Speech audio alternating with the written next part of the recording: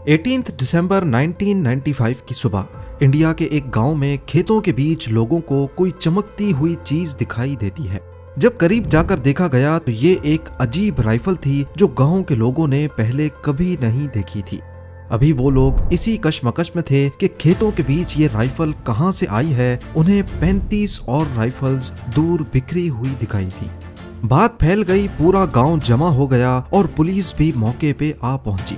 मामला तब संगीन हो गया जब पास मौजूद एक तालाब में से टैंक तबाह करने वाले ग्रेनेड भी बरामद हुए। ये वाकया इंडियन स्टेट वेस्ट बंगाल में मौजूद पुरुलिया डिस्ट्रिक्ट में पेश आया था, जहां आसमान से गिरने वाले वेपन्स का मामला आज तक एक मिस्ट्री बना हुआ है। पुलिस ने आसपास के इलाके को अच्छी तरह छान मारा तो कुछ ओलिव ग्रीन कलर के टूटे हुए बक्से भी मिले जो एक पैराशूट के साथ बंधे हुए थे। इलाके से टोटल 3 ऐसे बक्से और पैराशूट बरामद हुए, पर अभी तक पुलिस ये बात समझने से कासिर थी कि यहाँ ये पैराशूट किसने और क्यों गिराए थे। देखते ही देखते बात इस हद तक बढ़ गई कि आर्मी भी मैदान में आ गई। एक बात तो तय थी कि अगर बक्से पैराशूट के जरिए गिराए गए हैं तो ये काम जरूर किसी जहाज की मदद से अंजाम दिया गया होगा। मालूम पड़ा कि रात को एक जहाज पुरुलिया डिस्ट्रिक्ट के ऊपर काफी लो फ्लाइंग करते हुए गुजरा था। शायद ये काम उसी का हो सकता है, पर आखिर ये जहाज किसका था और उसने वेपन से भरे हुए बक्सों को पुरुलिया में ही क्यों गिराया। इन बक्सों में करीब 300 AK-47 राइफल्स, 9 mm के 25 pistols, 2 snipers, 2 night vision binoculars, 100 से ज्यादा ग्रेनेड और 16,000 गोलियां मौजूद थीं। इन सब का टोटल वजन 4 टन से भी ज्यादा बताया गया। बात अब मीडिया तक पहुंच चुकी थी और हर कोई सिर्फ एक ही सवाल पूछ रहा था कि 4 टन वजनी हथियार पुरुलिया पर आखिर क्यों और किसने गिराए। इन्वेस्टिगेशन हुई, एक दिन पुराने फ्लाइट लॉग्स देखे गए, जिससे मालूम पड़ा कि एक लैटवियन एयर का एंटोनोव AN-26 जहाज जो पाकिस्तान के शहर कराची से टेक ऑफ हुआ था, इंडिया के शहर वाराणसी से होता हुआ वेस्ट बंगाल में पुरुलिया के ठीक उसी जगह से गुजरा जहां ये वेपन्स मिले थे, और फिर कलकत्ता के ऊपर से होता हुआ इंडियन एयर स्पेस से एग्जिट हो गया। इंडिया से एग्जिट लेने के बाद जहाज ने थाईलैंड का रुख किया और फुकेट में जाकर लैंड कर गया। पर क्या ये एयर ड्रॉप इसी जहाज से किया गया था? फिलहाल ना तो इसका कोई सबूत था और ना ही इस पर शक करने की कोई ठोस वजह। पर इंडियन एयर स्पेस से निकलने के बाद ये जहाज एक गलती कर बैठा और इसी गलती की वजह से इंडियन अथॉरिटीज को अब इस पर शक होने लगा। गलती ये थी कि जब ये सिविल एविएशन से इंडियन एयर स्पेस में एंटर होने की परमिशन मांग रहा था तो SOP के तहत पायलट ने अपनी डेस्टिनेशन कैम्बोडिया बताई थी, पर असल में ये थाईलैंड में लैंड हुआ था। खैर, कुछ दिनों के बाद एग्जैक्टली 22 दिसंबर 1995 को फुकेट से वापसी पर उसी लैटवियन प्लेन ने दोबारा इंडियन एयर स्पेस में एंटर होने की परमिशन मांगी और इस बार इसने अपनी डेस्टिनेशन लैटविया बताई, पर पहले उसे कराची में रिफ्यूलिंग के लिए लैंड करना था। इस बार सारी तैयारी मुकम्मल थी। जैसे ही वो इंडियन एयर स्पेस में एंटर हुआ, इंडियन एयरफोर्स के 2 MiG-21 फाइटर जेट्स ने उसे इंटरसेप्ट किया और उसे मुंबई एयरपोर्ट पर लैंड करने का हुक्म दिया।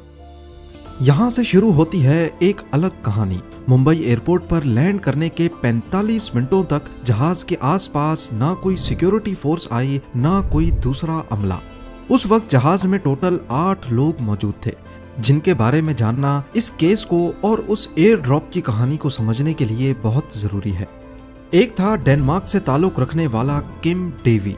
ये पिछले 18 सालों से दुनिया भर में कम्युनिटी बिल्डिंग प्रोजेक्ट्स में काम कर रहा था। इसने ग्वाटेमाला में काम किया था, रशिया में किया, और आपके सरप्राइज के लिए बताता चलूं कि इसने इंडिया की पुरुलिया डिस्ट्रिक्ट में कुछ एग्रीकल्चर प्रोजेक्ट्स पर भी काम किया था। जी हाँ, वही डिस्ट्रिक्ट जहां कुछ दिन पहले 4 टन वजनी हथियार एयर ड्रॉप किए गए थे। दूसरा शख्स जिसका नाम पीटर ब्लीच बताया गया, वो यूके का सिटीजन था। ये पहले यूके की स्पेशल एयर सर्विस ग्रुप का मेंबर और एलीट मिलिट्री यूनिट का सोल्जर था। बाद में ये वेपन्स का डीलर बन गया, पर इस वाक़े के कई सालों के बाद मालूम पड़ा कि ये असल में यूके की MI6 एजेंसी का अंडर कवर एजेंट था। तीसरा शख्स एक इंडियन सिंगापुरियन नेशनल दीपक मणिकांत था। और ये आनंदा मार्गा नामी एक ऑर्गेनाइजेशन का फॉलोअर था।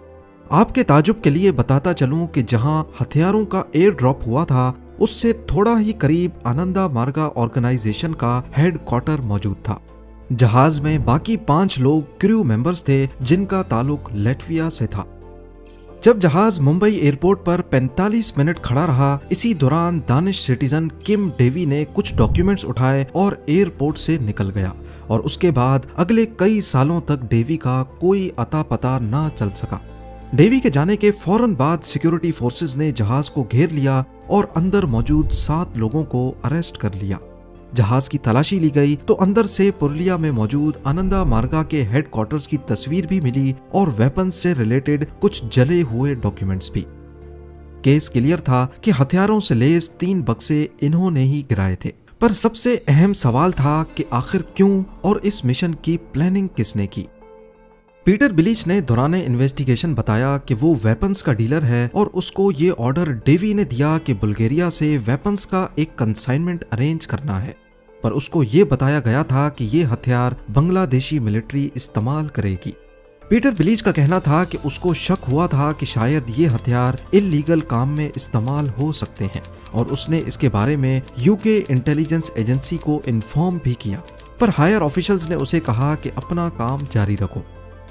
यहाँ पर यह सवाल पैदा होता है कि अगर ये हथियार बांग्लादेशी मिलिट्री को वाकई इस्तेमाल करने थे तो इन्हें एयर ड्रॉप करने की क्या जरूरत थी, और वो भी इंडियन डिस्ट्रिक्ट पुरुलिया के ऊपर। इसकी असल वजह तो अभी तक एक मिस्ट्री है, पर बीबीसी की इन्वेस्टिगेशन में ये बात सामने आई कि ये हथियार आनंदा मार्गा ऑर्गेनाइजेशन के लिए गिराए गए थे।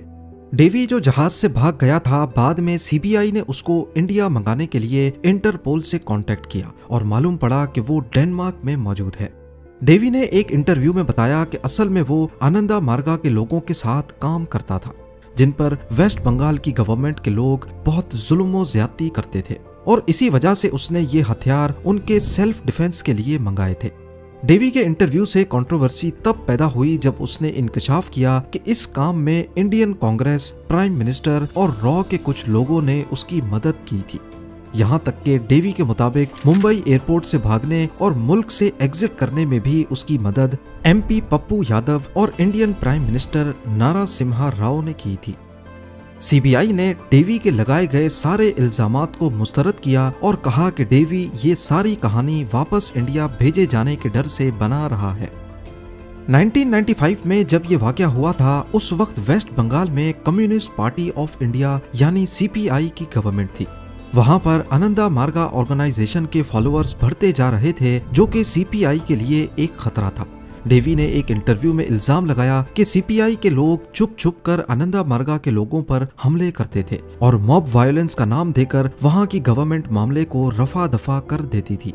साथ ही सेंटर की गवर्नमेंट भी इस मामले में कुछ नहीं कर पाती थी, क्योंकि हमला आवरों की कभी शनाख्त नहीं हो पाई। यही वजह थी कि डेवी आनंदा मार्गा को हथियार देना चाहता था। पर आखिर इस बात में कितनी सच्चाई है कि इंडियन प्राइम मिनिस्टर, कांग्रेस और रॉ ने इस काम में उसकी मदद की थी? इस बात का कोई सबूत तो नहीं, पर डेवी ने इल्जाम लगाया कि असल में इंडियन कांग्रेस वेस्ट बंगाल में इंतशार फैलाकर प्रेसिडेंशियल ऑर्डर के तहत वहां की गवर्नमेंट को डिसमिस करना चाहती थी। डेवी ने हकीकत वाजे की कि अगर मैं वहां पकड़ा जाता तो सारा सच सामने आ जाता। तभी मुंबई एयरपोर्ट से उसे बाहिफाजत निकाला गया, जहां एक ब्लैक एसयूवी उसका इंतजार कर रही थी, और वहां से उसको सेफ एग्जिट देकर खामोशी से डेनमार्क भेज दिया गया। कलकत्ता हाई कोर्ट ने अरेस्ट होने वाले पीटर बिलीच, दीपक मणिकांत और 5 क्रू मेंबर्स को इंडिया के खिलाफ साजिश करने पर उम्र कैद की सजा सुना दी। पर इसके बाद कुछ ऐसा हुआ कि ये सारे एक एक करके छूटते चले गए। जेल में ही 5 लैटवियन क्रू मेंबर्स को रशियन सिटीजनशिप दी गई और ईयर 2000 में व्लादिमीर पुतिन की रिक्वेस्ट पर उन्हें माफ करके रिहा कर दिया गया। इसके बाद 2004 में पीटर बिलीच को भी माफ करके रिहा कर दिया गया, जिस पर काफी बातें बनी कि यूके की गवर्नमेंट के प्रेशर पर उन्हें रिहा किया गया है। बाद में MI5 की एक फॉर्मर एजेंट एनी मैशॉन ने इंकशाफ किया कि असल में पीटर बिलीच MI6 का एजेंट था और उनके लिए ऐसे सीक्रेट मिशंस करता रहा है। उधर डेनमार्क के कोर्ट ने डेवी की एक्स्ट्राडिशन यानी उसको इंडियन अथॉरिटीज के हवाले करने से मना कर दिया, क्योंकि उनका खतरा था कि वहां पर डेवी पर टॉर्चर किया जाएगा।